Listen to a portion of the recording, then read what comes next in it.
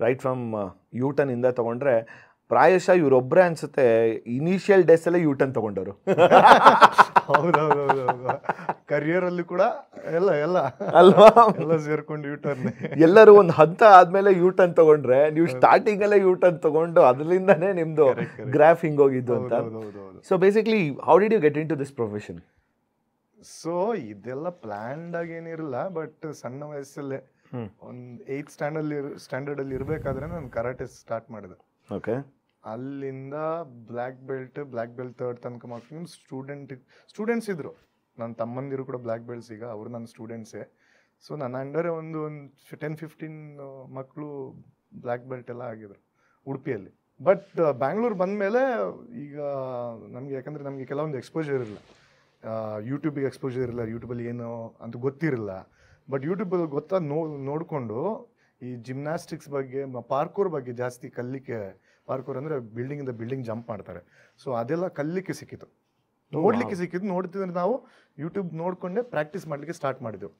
ಆಯಿತಾ, ನನ್ನ team KOS factory ಅಂತ ಎಲ್ಲ ಸೇರ್ಕೊಂಡು ಮಾಡ್ತೇವೆ. ಯಾಕಂದರೆ ಅಲ್ಲಿ ಆ ಎಲಿಮೆಂಟ್ಸ್ ಏನು ನಾನು ಕಲಿತೆ ಅದೆಲ್ಲ ಇಟ್ಕೊಂಡು ನಾನು ಯೂಟ್ಯೂಬ್ ವೀಡಿಯೋಸ್ ಮಾಡ್ತಾ ಇದ್ದೆ. ಫ್ಯಾಂಟಾಸ್ಟಿಕ್. ಆಯಿತಾ.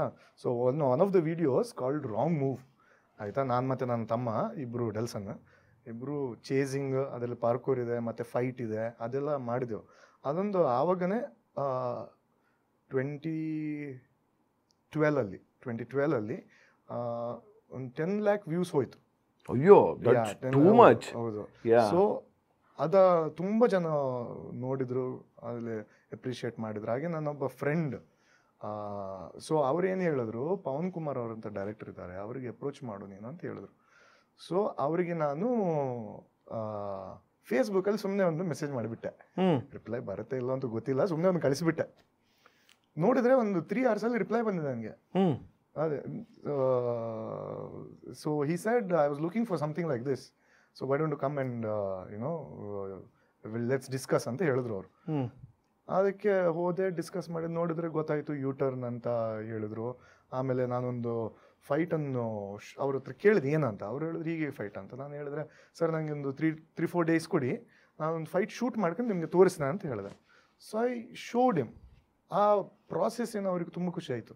ಯಾಕಂದ್ರೆ ಅವ್ರು ಹೇಳಿದ್ರು, I have never seen something like this, as in ಯಾರೋ ಶೂಟ್ ಮಾಡ್ಕೊಂಡು ತೋರಿಸೋದು, ಹೀಗೆ ಬರುತ್ತಾ ಅಂತ ಹೇಳೋದು. ನನಗೂ ಗೊತ್ತಿರಲ್ಲ ಹೀಗೆಲ್ಲ ಆಗ್ತಾ ಇದೆಯಾ ಅಂತ, ಯಾಕಂದ್ರೆ ಇಂಡಸ್ಟ್ರಿ ನನಗೆ ಹೊಸತ್ತು. ಬಟ್ ನನಗೆ ಒಂದು ಶೂಟ್ ಮಾಡಲಿಕ್ಕೆ ನಂಗೆ ಗೊತ್ತು, ನಾನು ಕಲಿತಿದ್ದೆ. ಸೊ ಅದಕ್ಕೆ ನಾನು ಶೂಟ್ ಮಾಡಿ ಅವ್ರಿಗೆ ತೋರಿಸಿದೆ. ಖುಷಿ ಆಯಿತು.